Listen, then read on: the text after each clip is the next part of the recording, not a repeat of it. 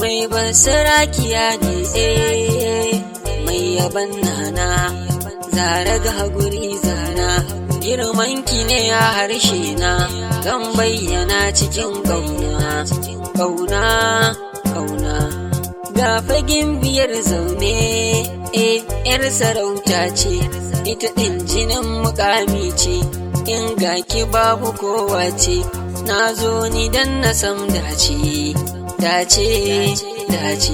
na kurfi so a kofin lu'ulu'u yanzu sai na fada jaga-jaga gashi sanki yayi mun laga-laga ya hana ni ma ne saka maza soniya beauty faka na kurfi so a kofin karau mai kamar wata ya garau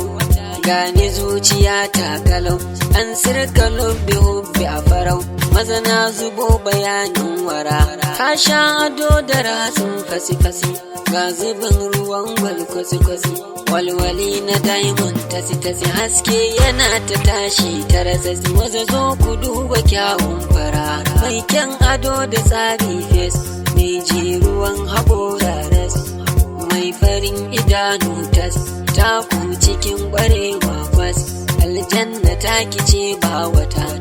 gafara da ratsin jajajaja ba ta kama da tsarin baja-baja kyau gabanta zai zama gaja-gaja yar fara da ratsin jajajaja har walƙiya take yi ta rasasa mai adon tufafi sam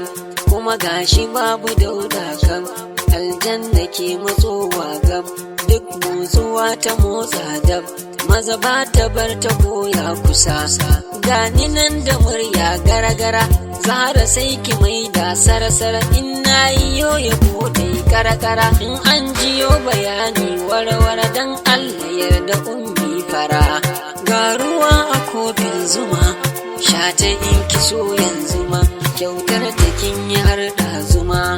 basarakiya Fatima maza sani ko a kofin dama